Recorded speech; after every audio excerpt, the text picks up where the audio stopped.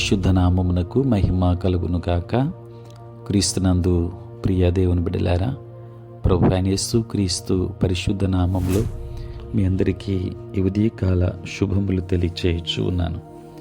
ఈ దినమంతయు మీకు మీ కుటుంబానికి దీవెనకరముగాను ఆశీర్వాదకరముగాను దేవుడు అనుగ్రహించాలని మీ కొరకై ప్రార్థిస్తూ ఉన్నాను. నేటి దినము కొరకు ఏర్పాటు చేయబడిన దేవుని వాక్యము మత్తయి సువార్త 5వ అధ్యాయం 10-11 వచనాలు. నీతి నిమిత్తము హింసింపబడువారు ధన్యులు, పరలోక రాజ్యము వారిదే. నా నిమిత్తము జనులు మిమ్మును నిందించి హింసించి మీ మీద అబద్ధముగా చెడ్డమాటలెల్ల పలుకున్నప్పుడు మీరు ధన్యులు. ప్రియులారా, నేటి దినము కొరకు ఏర్పాటు చేయబడిన ధ్యానాంశము యేసు కొరకు నిరీక్షణతో జీవించు. ప్రియులారా, నీతి నిమిత్తము హింసించబడుట అంటే యేసు కొరకు, విశ్వాసము కొరకు హింసించబడుటమే. దేవుని పిల్లలు రాజకీయాల కొరకు, సామాజిక మత కారణం కోసం, రంగు, కులం, జాతి భేదాల కొరకు, మూఢభక్తి, తీవ్రవాదం, నేరాలు చేయటం వలన హింసించబడటం కాదు. నీతి కొరకు హింసించబడుట దేవుని బిడ్డల లక్షణం. పాపముతో, మూర్ఖత్వముతో నిండిన వారికి నీతి న్యాయములు అంటే సరిపడవు. అందువలన నీతిగా జీవించే వారితో వారిప్పుడు పోరాడుతారు. దేవుని పిల్లలు ప్రాణాలైనా అర్పిస్తారు, కానీ నీతి మార్గాన్ని, దానికి కర్త అయిన యేసు ప్రభువును విడిచిపెట్టరు.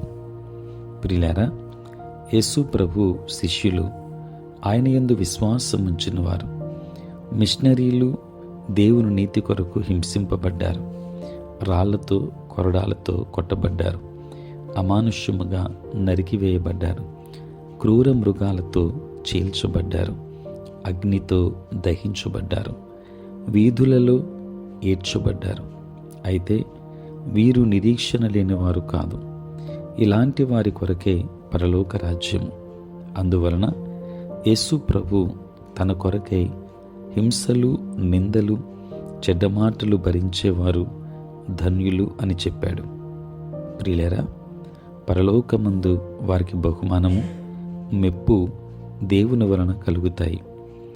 ఆది సంఘంలో క్రైస్తవులు వారి వృత్తిని కొనసాగించుటలో ఇతరుల చేత ఎంతో ఆయాస పెట్టబడేవారు.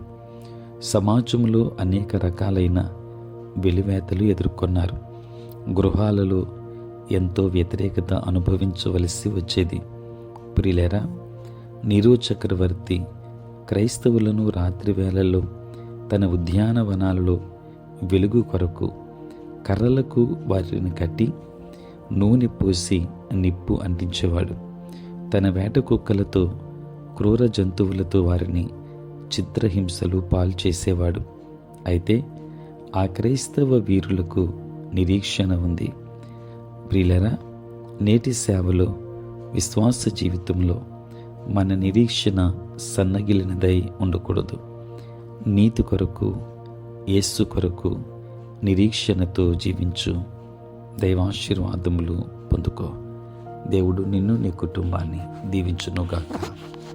ఆమేన్. ప్రార్థన.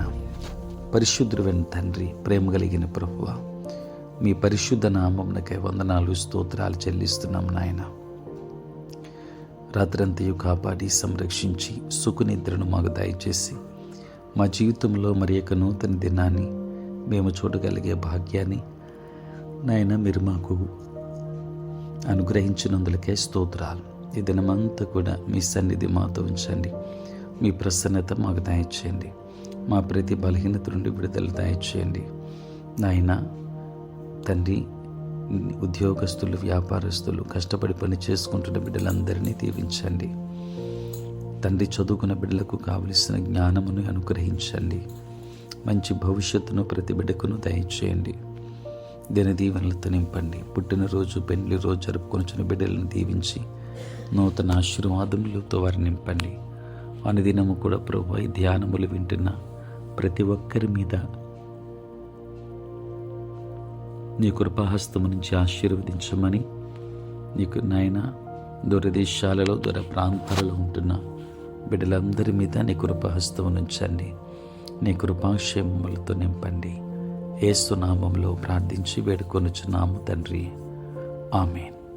తండ్రి, కుమార, పరిశుద్ధాత్మ త్రియేక దేవుని దీవెన సదా మీకు తోడై ఉండును గాక. ఆమేన్.